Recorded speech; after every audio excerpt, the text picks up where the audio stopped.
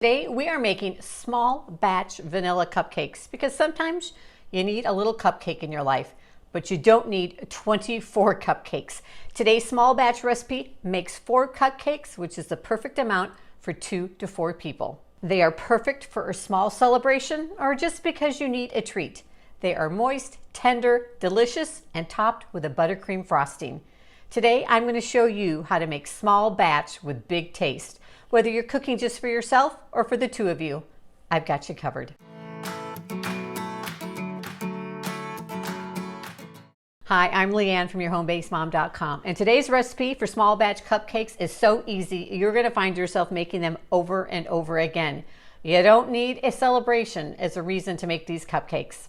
Now, I love flavoring them with vanilla and almond extract, but if you aren't an almond fan, go ahead and just use all vanilla. They're delicious either way. But if you do love almond extract as much as I do, make sure you check out my small batch white Texas sheet cake, which is flavored with almond up here. It is so good. And I'd love for you to click that little arrow down below and share my channel with anyone you think who might enjoy these small batch recipes. Now let's get started. All right, we're gonna start by adding in 3 tablespoons of softened butter. Now I just mix these cupcakes up by hand because it's such a small amount, but I always like to take the back of my spoon and just smash my butter a little bit.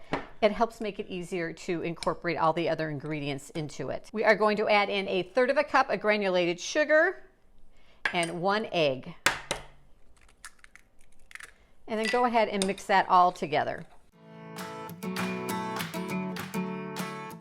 Then next we're going to add in 2 tablespoons of sour cream. You could also use some Greek yogurt if you've got that.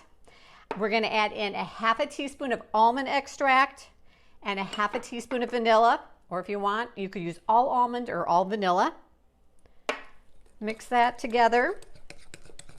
And then we're ready for our dry ingredients. We're going to add in 1/2 teaspoon of baking powder, 1/2 cup of all-purpose flour, and just a pinch of salt. And so for a pinch of salt, I just take my 2 fingers here, grab a little salt. That's a pinch. And then we just want to stir this until all our dry ingredients are incorporated. Don't overmix your cake batter. You don't want a tough cupcake.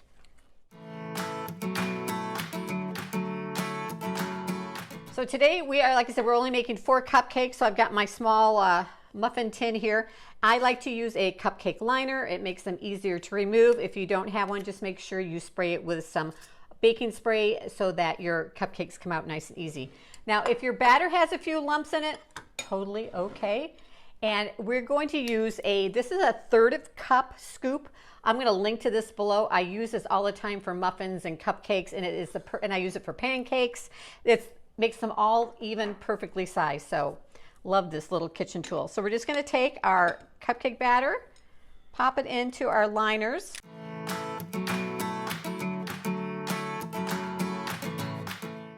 All right, they're ready to go into a 350-degree oven for 19 to 21 minutes until you stick a toothpick in and it comes out nice and clean. Next, we're going to mix up our buttercream frosting. Now, I am a huge buttercream frosting fan, so I like a healthy ratio of frosting to cupcakes. So this amount makes a good amount of buttercream for the 4 cupcakes, but not too much.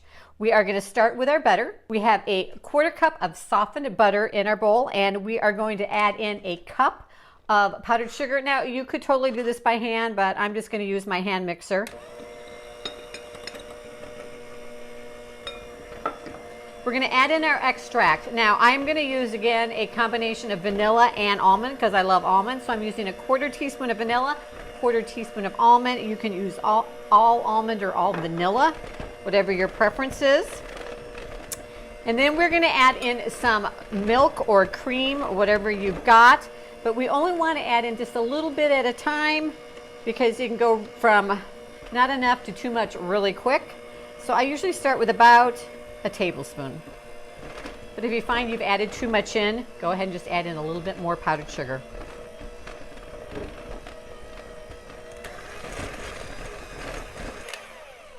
All right, we've got it just the right consistency. And now you have two choices for your cupcakes. You can just take a knife and spread this frosting on top of your cupcake. But if you're feeling a little fancy, I like to take a decorating bag, and I'm just going to use a star tip today, and we will fill our bag with our frosting. Little trick for you to help make filling the bag easier. I just like to set it into a cup and turn the top of my bag down, and then just open it up.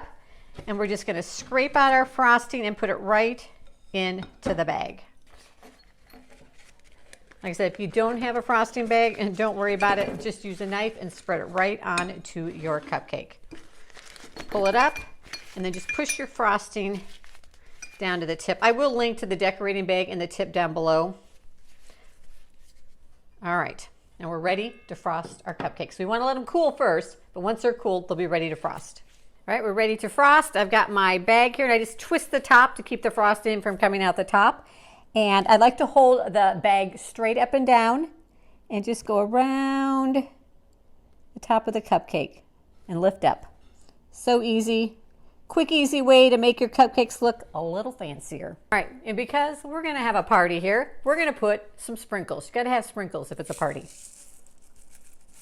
And next time you're craving a little sweet, you can just whip up a small batch cupcakes in just a matter of minutes.